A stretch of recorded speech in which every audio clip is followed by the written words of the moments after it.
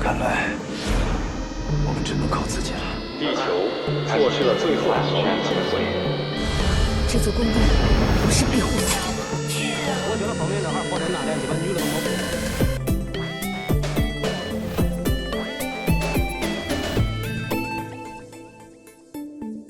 Hi everyone and welcome to Middle Earth, your source for insight into China cultural industry. Listen on to those who are making a living by creating and distributing art or content into the world's second biggest cultural market. I'm your host, Aladdin Faré, founder of China Compass Production. If you need a location scouting for your next project in China, film translation service, or find a co-producer, you should reach out. Also, if you're a Chinese speaker and you don't mind my broken Chinese, don't hesitate to check my Bilibili channel, Aladdin Shuodianing. Link in the podcast description. Recently, something incredible has happened in China cultural industry. I mean, after, Xia Hongshu and Black Myth Wukong, certainly a lot of stories are happening in 2025. One animated movie called Ne Zha 2 has within 1 month broken into the world box office top 10.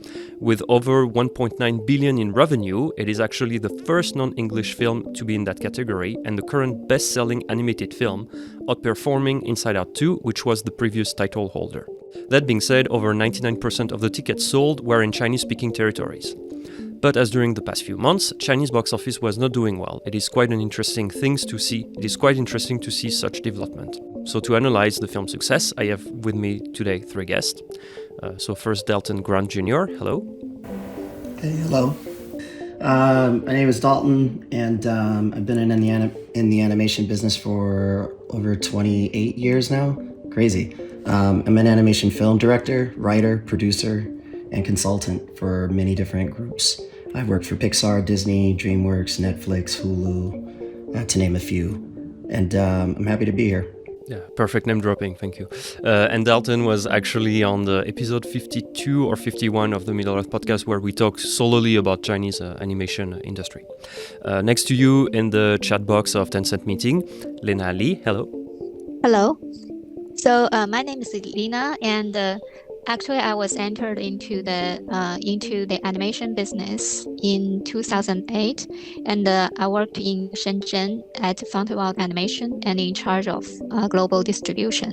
And then I moved to Shanghai and joined Shanghai Film Group, and I was also in charge of the global business, like both buy and sell the Chinese products and overseas contents for movies and animation. Now I'm in Beijing, and I was mainly in for the IP acquisitions for animation. Well, it's not a journey to the west, it's definitely journey to the north. DeepSeek did not come out with this joke. And next to me in the office, Hayley Zhao, hello. Hi, I'm Hayley. I'm a journalist/editor at the World of Chinese magazine, the sponsor of this podcast. We run a lot of stories from like culture and social issues to film and TV reviews.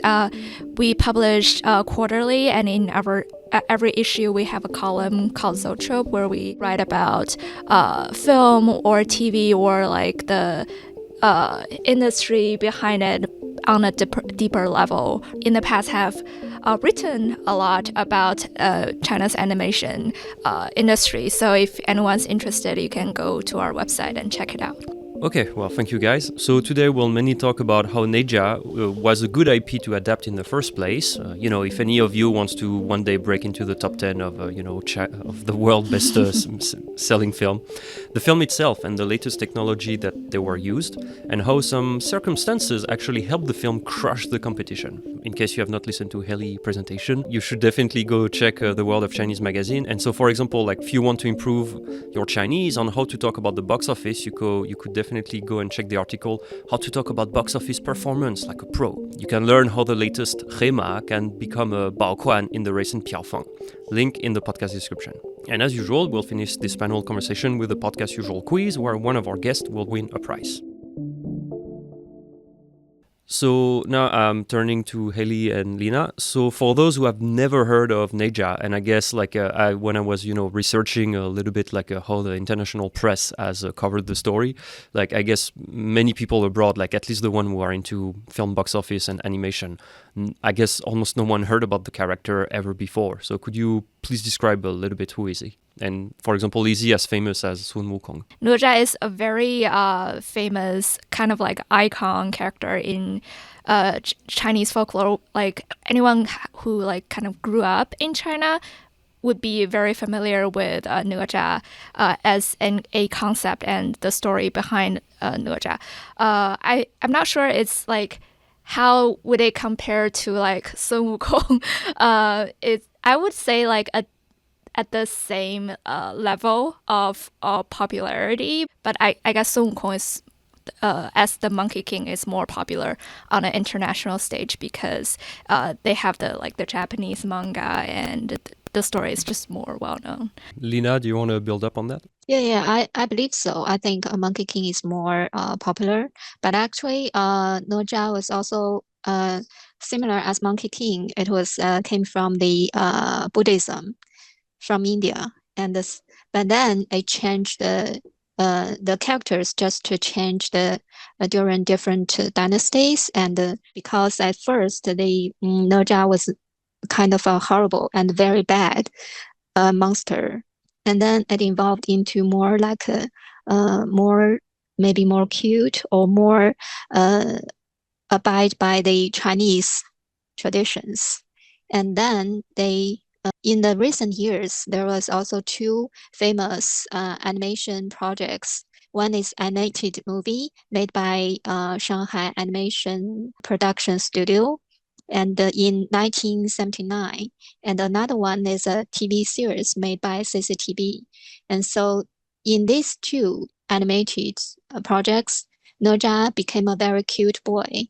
From what I could see is that Ne Zha has already been for the past decades like adapted on TV and film, so it was really installed into the zeitgeist of like kids and adults already. Like it's I think people always used to joke that the Journey to the West has been adapted a lot of times. Every 5 to 10 years you would have a new movie or a new animation, but it seems like Ne Zha is also following this path now. Yeah, like before when we were growing up, like in the 90s and early 2000s, there were no like streaming platforms. We just watch whatever's on TV for the children's channel.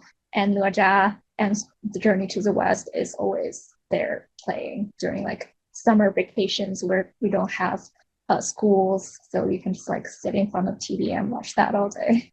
Okay, so we know that Ne Zha is a really popular character into the folklore stories in China. But Ne Zha 2, that we're talking about today, is obviously the following story of Ne Zha 1 that came out actually in 2019. So Lena, could you talk a little bit about this first movie that came out more than 5 years ago? Yeah, actually, when the first one movie, Ne Zha, it was already become a very big phenomenon for animation. The box office was around like 5 billion RMB, and it already ranked the record for all the animated movies in China. In that way, it was so successful, and the production studio invest more and also allow the director more freedom during the creation and preparation for Ne Zha 2. Yeah, Ne Zha 1 was a really good movie. I still remember it vividly. Now taking a sidestep, I'm wondering, Dalton, since you're the creative in this panel conversation, could you talk to us a little bit more about like the character of Ne Zha itself, like the way it is being portrayed? Because for me, I sense it's a really, really interesting and funny character that is not plain, actually. Yeah, because characters like Ne Zha have a duality, and what makes a good character is a conflicted character. So on the one hand, he's built to destroy and do things so-called bad in their universe, yet he has heart and feeling for the things that he does appreciate. So that duality creates a more interesting character and fun to write. Okay, now moving on to what I believe is the second reason why Ne Zha 2 is breaking currently box office world record, is that we had to wait a long time for it. And I guess the creative team took this decision in order to pursue quality.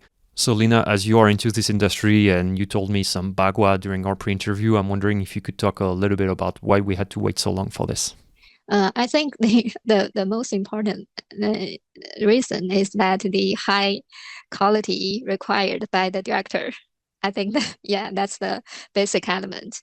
And actually, because the successful of Ne Zha 1, and also because there are so many left unreviewed stories behind and kept for Ne Zha 2. So the director called 饺子, naming dumplings, and actually is have to make the story very tight and very well reading.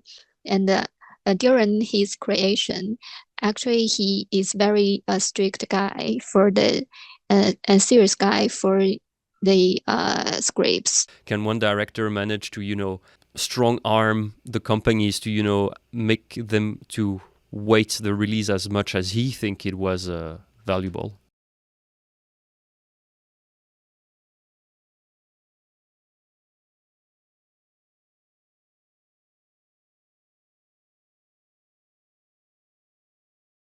Actually, the main investment for the Ne Zha IP was Guangxian Media, who found 饺子 at the very first time after his launch of the short movie and got a lot of global awards. And then they invested 饺子, and so that he set up an animation studio and to produce the Ne Zha IP. So Guangxian Media actually was in charge of the IP quality as well, and also in charge of the distribution and the licensing and the merchandising business for this IP. So when 饺子 present the scripts to Guangxian Media, and even it's a small spot of the script, 饺子 has to readjust the whole structure because it's very sophisticated structure of the whole movie and the universe. They did many changes during the script writing. And then also because 饺子 has a very high quality of the animation and images, they did a lot of improvements for the post-production as well. And they even, at the first time, they are not satisfied with the outsource post-production quality, and they even refined the different studios until they are satisfied with the final quality. So it takes such a long time. Okay, but that's great that they still manage to, keep the vision and try to make this as good quality as possible. So now, Lena, since you're talking about the quality, and Dalton, I'm wondering, because you didn't work on the production of Ne Zha 2, but I'm sure with your naked eye, as you were embracing the movie in the theater, and maybe from your own industry knowledge and so on, could you tell us a little bit how does this movie is using new advanced technique in animation? Everyone is talking about AI recently. Did they use some special tool? I mean, what's under the hood, basically? To my knowledge, they did use AI in a new way, but mostly we've been using AI in animation, 3D animation for years. We just don't call it AI. It's part of our rendering. So in the old days, it was you render something and you did it in passes. So you have the characters rendered on one layer, you have the environment rendered in another layer. That process made it harder and longer for you to see as a director what you were getting in final output. And so your decision making was skewed sometimes, and certain things look good as just the character or just the background, but seeing them together, you go, wait a minute. Now I want to do this, I want to do this. And so those adjustments, depending on your budget, will allow for you to make those claims. AI currently is used now in rendering, and the nature of the rendering that they used in this special, they created a dynamic Chinese ink wash rendering engine for that film. And what it did was it allowed for them to do higher quality renders in a faster way so they can see things quicker. And usually on dynamic simulations, such as like water, hair, cloth, it's very difficult to achieve those looks, especially with photorealism. But when you're rendering water and fur, it's done through particles and shaders. It's getting super nerdy about it. But having said all of that, it's a lot of processes and usually one or two teams. And nowadays they have AI to act as multiple teams, and they can do more sophisticated rendering with less CPU power. So it takes a team not so big can look even larger and look like they spent way more time on the same thing. And that's Nudge is a great example of that, the newest one in particular. So you, as a professional, when you watched the movie the first time, you were, because for me it really looked good, but I don't have, your expertise. So therefore, but when you watch it, were you like, oh, I can see they did X and Y, or was there some specific scene that you were like, oh wow, that has never been seen before on screen? It's not necessarily that I watched it and thought I've never seen any that on screen before, because we've quite frankly done everything that we can do, especially with the computers. But I think what's beautiful about the film is the nature of the story and how that integrates into what they did. So a lot of the effects that they did have in the film help support the ideas and the themes behind the movie. And having said that, it was mesmerizing, and you stopped thinking about rendering and just start thinking about why this is happening in the first place, which is that's kind of the goal, is to make sure your story stands strong. And that's really what the tech is about. So them pushing the tech as far as they did allowed for us to just watch and enjoy the movie as it is. Moving on, still regarding the tech, so I was reading online that they hired 4,000 people and over 140 companies who worked on the film. I mean, when you look at the credit at the end, there are like so many companies, it's pretty impressive. Are those numbers kind of now the usual numbers? Are we Hollywood numbers? Just trying to get a sense of things. If you're trying to achieve a look that's like at the level that we saw, sure, because you're talking about a cast of thousands, millions even. I mean, you could argue that tree sequence with all of the leaves being people, actual polyed characters with moving cloth stems and hair and fur. It's like crazy. So to do it at that scale, you're definitely going to need AI to help push the tech and allow for the renders to happen quicker. Otherwise, you won't see those results as fast, and the film would take even longer to do. As an example, to understand the how fast things can render, you say Ne Zha took 5 years, and if you argue the technology prior to that allowed for the 5-year span to happen, and that's kind of a growth strategy. But at the end of Pixar, as an example for Cars, to have it rendered at the day that we did the wrap party to watch the movie, Ed Catmull, the lead technologist behind Pixar's rendering and company at large, he's the builder, but he's also a coder himself. He wanted to know how crazy artists have pushed the tool, as an example. And he did a calculation based on the original Pixar rendering machines. And if we were only using what they did for Toy Story for Cars, how long would it take to render with that technology? And it turned out his math said we would have had to start rendering sometime during the Roman Empire to be done that day. So to give you an idea of like how far an artist will push something, it kind of breaks the boundaries of what the computer is trying to do, because a computer is not artistic. And there's certain things that we take for granted that the computer can't do. And a lot of good directors who also understand the tech side know how to push that as well. So it's a combination of those factors. And there's no one magic bullet, which is why you need several minds from several different backgrounds to come together to make that happen. Lena, could you talk a bit regarding the scale of people working on the film? So, yeah, there were 4,000 people working on it, allegedly with more than 140 companies.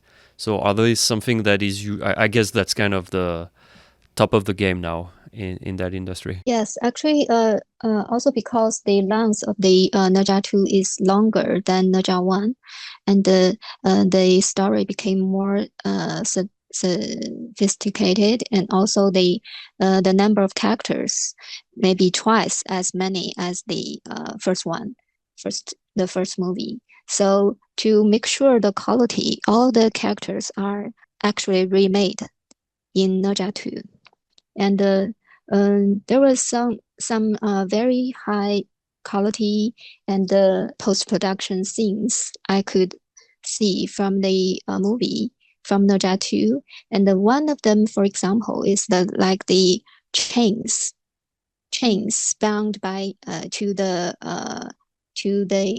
monsters in the sea. Sorry to interrupt you. Yeah, so to give an explanation, some of the bad guys, they're all chained, like they come from a specific place in hell and they're all chained to it. So when they start attacking the town of Ne Zha, like the really beginning of the movie, they are all chained to that place. And yeah, it's pretty impressive visual because they are not just running around. You have like, you can sense the chaining them to hell is kind of an actual physical object that move as the character Yeah, moves. exactly. I think this is the first one. It never appeared in other movies before, in other animation movies before.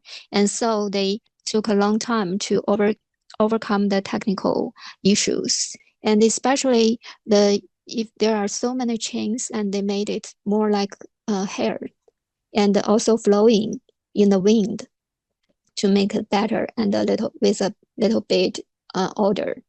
And the only for this post-production, and it took 4 months to finish it, from the beginning of the idea to the completion of the post-production. To add to what she said, though, and this is where AI comes in, whereas like if you're rendering something that can't be visibly seen on the screen, to give you an example, the human eye can only see within a dime, the size of a dime, on any given point. So your eye is constantly traveling across the screen to focus. Now, having said that, we do notice when things are not there. Naturally, the camera, the lens that you're using, even though it's not a real film, in 3D, we use 3D lenses that are like real film. To give you an example of what that means, it's to having depth of field, as if you can do adjustments to different lengths and focal lengths. So if you're rendering a bunch of stuff that the human eye can't detect, it's a waste of time. And AI is figuring out ways of how to negotiate that based on where your focal lengths are. Having said that, you can downscale how tough and rigorous the rendering is for characters 1,000 miles off versus something much closer and in your face. And so it knows how to appropriately give the right amount of data to those spots in real time in some cases. So a lot of that has to do with the nature of AI and how sophisticated it has gotten. Regarding Dalton, then because recently, for example, DeepSeek, as you know, caught the global press attention, and I'm using DeepSeek every day now. Thank you, guys. But I'm wondering, like, when you're describing those AI tools, like, is it tools that are available in that industry everywhere in the world, or some Chinese company have managed, managed to make better use of those tools? Let's put it this way: 3D animation is in theory, open source. That's why we have a one program called Blender as an example. You don't have to pay for it and everyone can use it. All 3D language is all the same because it's all the same coding, and it has to pass through the same machines in order to work collectively for one image, or to be shared even. So we're all using very similar language anyway. What ends up happening though, like Ne Zha did, we're creating their ink style rendering system. Every group has their own version of how that technology should work for them and how they're suited to do it. So basically you tailor the tools to your team. Like Pixar has, as an example for rigging characters, Pixar uses Geppetto, and it's only Pixar that uses it that way, but it doesn't change the nature of what rigging means. So another company could make a rigging system exactly like Geppetto if they thought it was necessary. So it really depends on the group and the expertise. And there's no, again, magic bullet, but we're all using the same tools to do the same thing. So the logic on how to get there is based on consensus. When you talk about AI, AI is using a consensus mechanism, which is to say it's learning from all of the data that's available. So in animation, technically, we don't have true AI the way that we want to, or the way that we could. And I wish we were to utilize the platform in a new way. Right now, we're using it like the way social media uses it, which is data that it can scrub from the internet. But a lot of that data is useless. And that's kind of what DeepSeek solved recently, was how to take quality information and then use that as your consensus, and you get better results. I argue the same thing would happen in animation for artists. Most artists spend way more time on the computer than most people surfing the web. So saying that that is true, like all the thousands of hours and millions of hours that were spent on Ne Zha 2 alone, that data is sensitive, is so much more valuable for future consensus and future AI. But it's not being used that way because it wasn't captured for that purpose. So until someone creates an apparatus that allows us to do that, could we actually take advantage of the AI in the future in new ways? All right, so we know that Ne Zha has been like a great story to adapt. We do know that, great technology has been used. And now I think like we should talk about in my opinion, which is the last and third element of why the movie managed to break the box office at the end of it. Lena, I was wondering if you could explain to the audience what is the Chinese New Year cinema time slot. Actually, the Chinese New Year slots is considered to be one of the biggest major slots in China during the whole year. And actually, it's maybe top one most of the time compared with the summer vacation slots, because the Chinese people mostly will have like 7 or 8 days of vacation for Chinese New Year. And they will spend their time with their parents and families. So, they will have enough time to go to the theaters to watch movie during that vacation. Because in winter and the spring Chinese New Year, and they have enough time, and the weather is too cold in most of the areas in China, and they have very little chance to have other activities or events. So to watching movies became one of the biggest events for the family. I also feel it's like, you've been cooking up with your relative for like 3-4 days and you can't take it anymore. You're tired of getting those weird questions about your life choices. And you're like, okay, you know what? I need to see a movie right now. You know what? Actually, when people like during Chinese New Year, like some parents would set their kids up to like, 相亲 and go on blind dates. And some people would just like go to the movie theater for those blind dates. And I've seen like people complain online, oh, I've seen like Ne Zha for 3 times this Chinese New Year because my parents keep setting me up with different guys. So we just like go to the theater and watch the film. Yeah, and also if the people, especially for the young people, if they are tired of to spend time with the other irrelevant friends from their families, they will go to the theaters, especially on the first day of the Spring Festival.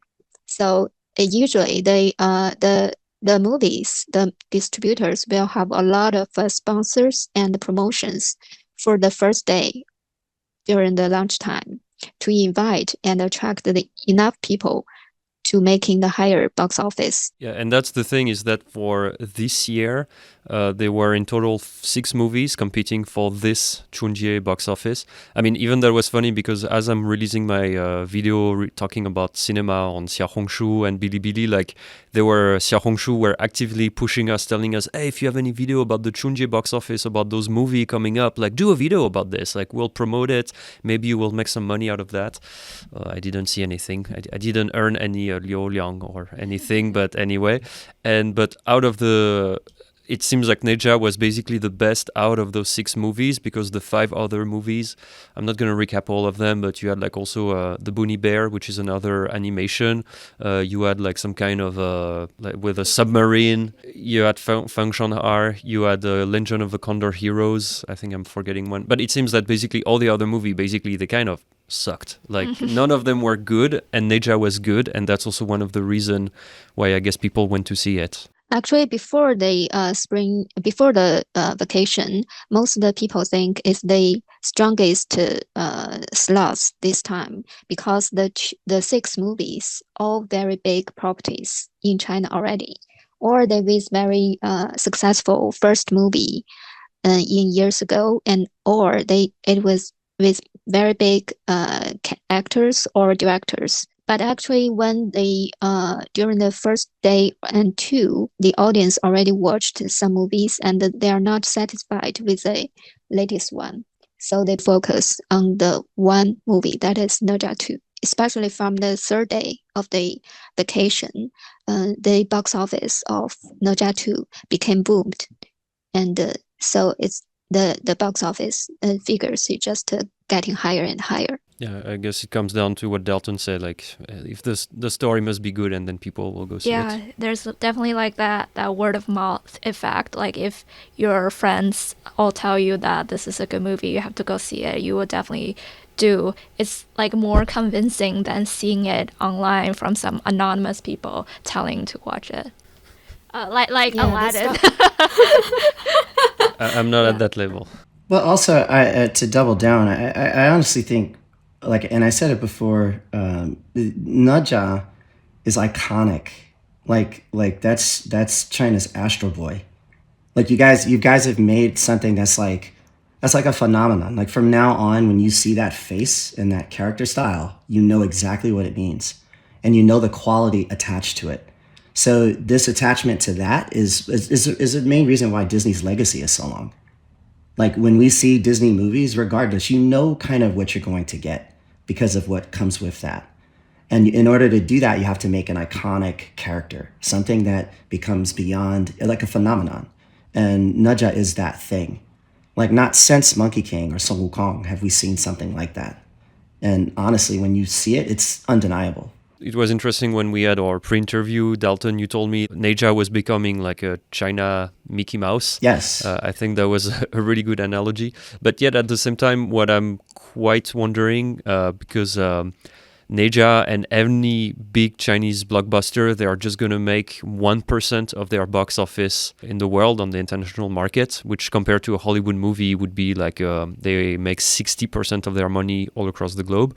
So I'm just wondering like how much...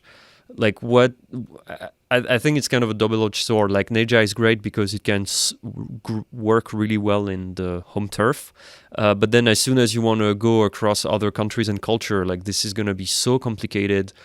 Like unless you're really into Chinese culture or unless you're from a Chinese or East Asian family, I think this is going to be really hard for people to understand what the story is about. I mean, even for Chinese audience, sometimes they have to put like title cards of, oh, by the way, this dragon, that's his name, so that people can remember who that is. Correct. So I'm just wondering, like, what would you do as a creative to bring Ne Zha and being the top one in the box office? What would be the strategy? Being familiar with the business side, we're confusing a lot of. There's advertising, licensing, distribution, right? And each of those things are different.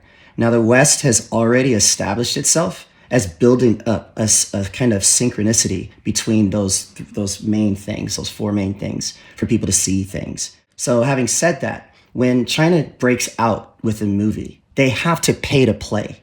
So there's no way they're going to profit the same way these other guys have when they're not the main distribution. Currently, the way it works is like Ne Zha would have to team up with another company. And unfortunately, those companies, they make you pay to play because they've built the apparatus for that to work for themselves. So they're always going to capitalize it more than you would.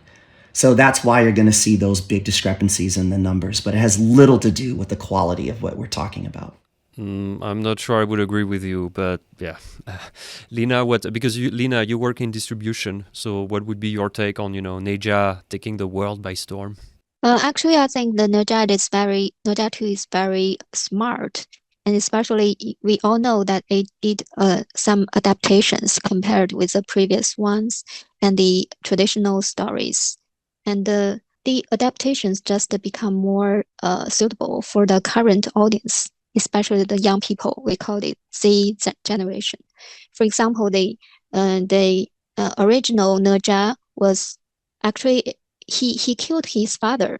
But this one, Ne Zha 2, adapted. And actually, he had very good relationship with his mother and his father. But in terms of the international box office, like, do you think Ne Zha stands a chance to go abroad, or is just gonna stay a niche market for some years to come? And I'm just talking now about like Chinese animation in general. Yeah, for the global market, I think it is still kind of considered as Chinese movie instead of global movie.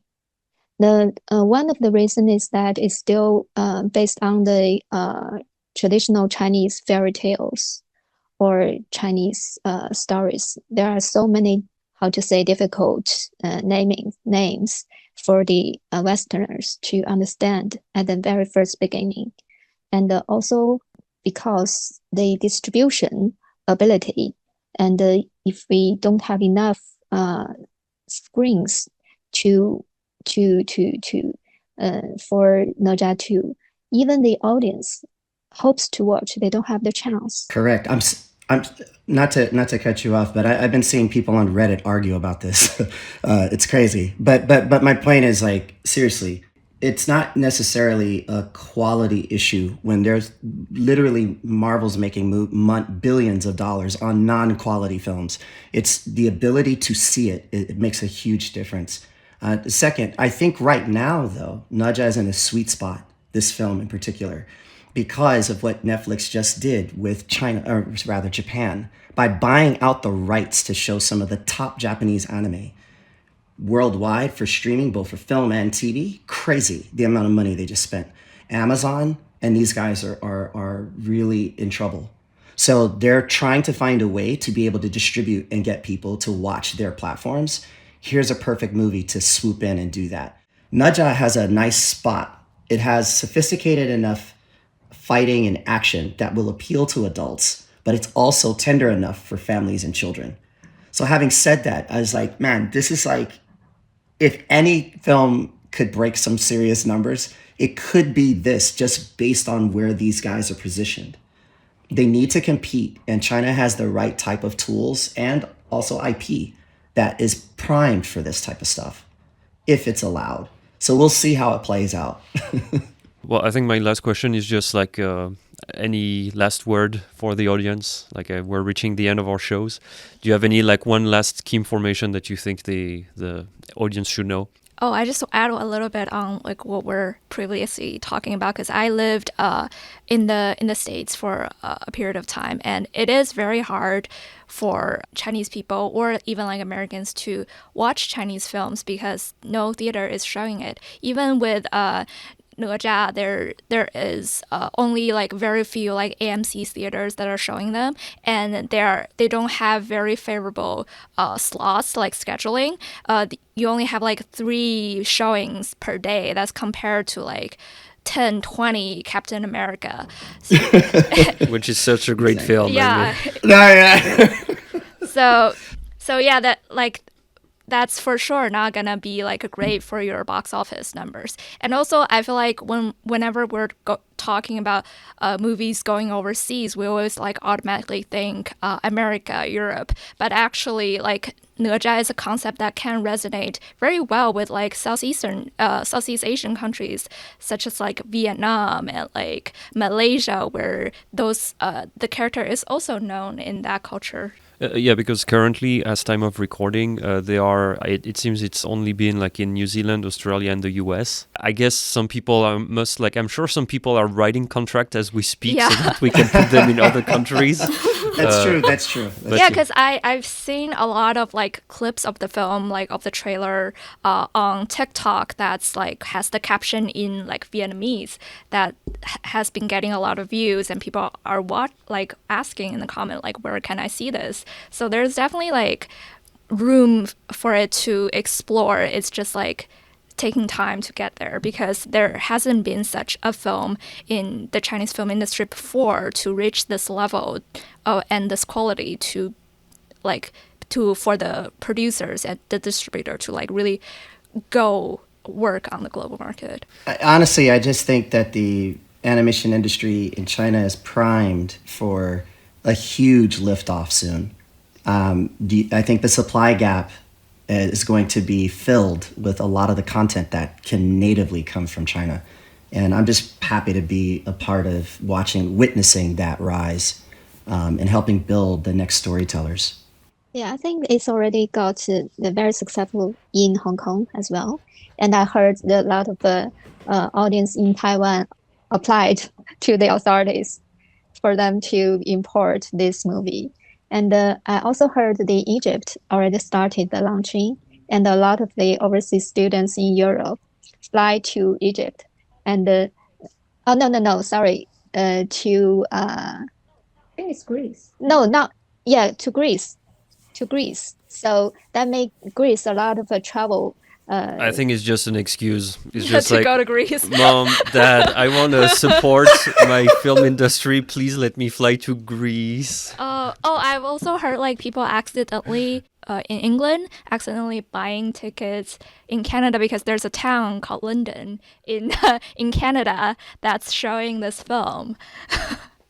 Well, thank you, guys, for sharing all your thoughts and your inside information regarding, the creation and distribution of Ne Zha, which I still do think the first one was a little bit better in terms of storytelling.